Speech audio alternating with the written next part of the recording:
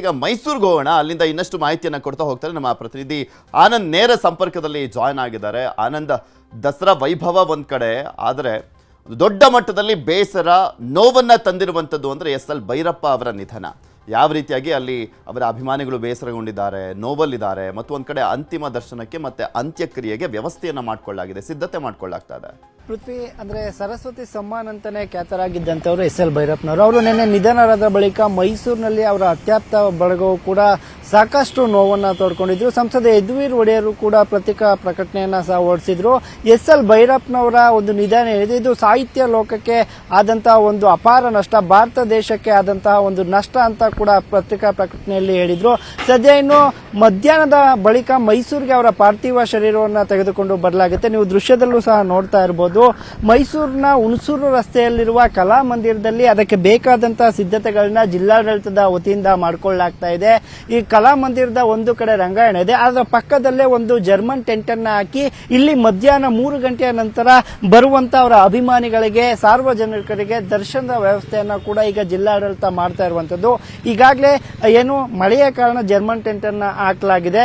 ಒಂದು ಕಡೆ ಬರುವಂತ ಜನರಿಗೆ 2 ರೀತಿಯಲ್ಲಿ ವ್ಯವಸ್ಥೆಯನ್ನ ಮಾಡಬೇಕು ಅಂತೇಳಿ ಈಗ ಜಿಲ್ಲಾಡಳಿತ ತೀರ್ಮಾನ ಮಾಡಿರುವಂತದ್ದು. ಸಾರ್ವಜನಿಕರಿಗೆ ಒಂದು ಕಡೆ ಆದ್ರೆ, ಮತ್ತೊಂದು ಕಡೆ ಹಿಂಭಾಗದಿಂದ ಬರುವಂತ ವಿಐಪಿಗಳಿಗೆ ದರ್ಶನದ ವ್ಯವಸ್ಥೆಗೆ ಮುಂದಾಗ್ತಾ ಇರುವಂತದ್ದು. ಮಧ್ಯಾಹ್ನ 3 ಗಂಟೆಯ ನಂತರ ಅವರ ಪಾರ್ಥಿವ ಶರೀರ ಮೈಸೂರನ್ನ ತಲುಪುತ್ತೆ. ಇಲ್ಲಿ ಸುಮಾರು 6 ಗಂಟೆಯ ತನಕ ಅವರ ಅಂತಿಮ ಹಂತದ ದರ್ಶನಕ್ಕೆ ವ್ಯವಸ್ಥೆಯನ್ನ ಮಾಡಿಕೊಂಡು ಬಳಿಕ ಅವರ ಪಾರ್ಥಿವ ಶರೀರವನ್ನು ಕುವೆಂಪು ನಗರದಲ್ಲಿ ಇರುವಂತಹ ಅವರ ಮನೆ ಏನಿದೆ ಅಲ್ಲಿಗೆ ಕೊಂಡೊಯ್ಯಲಾಗುತ್ತೆ ಎನ್ನುವಂತಹ ಮಾಹಿತಿ ಸಿಕ್ಕಿರುವಂತದ್ದು.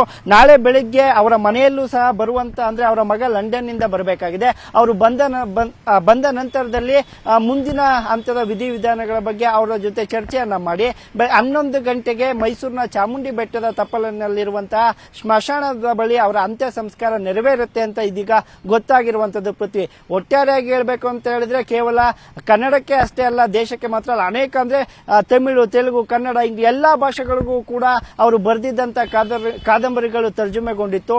ಎಲ್ಲಾ ಕೃತಿಗಳು ಸಹ ಸಾಕಷ್ಟು ಧರ್ಮಶ್ರೀಯಿಂದ ಹಿಡಿದು ಉತ್ತರಾಖಂಡದವರೆಗೆ ಅನೇಕ ಓದುಗರನ್ನ ಎಸ್.ಎಲ್. ಭೈರಪ್ಪನವರು ಹೊಂದಿದ್ರು. ಈಗ ಎಲ್ಲಾ ರೀತಿಯ ಸಾಹಿತ್ಯ ಲೋಕ ಅಷ್ಟಲ್ಲ, ಓದುಗರಿಗೂ ಕೂಡ ಒಂದು ರೀತಿಯ ಸ್ಮಶಾನ ಮೌನ ಆವರಿಸಿದೆ ಅಂತ ಹೇಳಿದ್ರೆ ತಪ್ಪಾಗೋದಿಲ್ಲ. ಪೃಥ್ವಿ, ಓಕೆ, ಧನ್ಯವಾದ ಆನಂದ್ ನಿಮ್ಮೆಲ್ಲ ಮಾಹಿತಿ.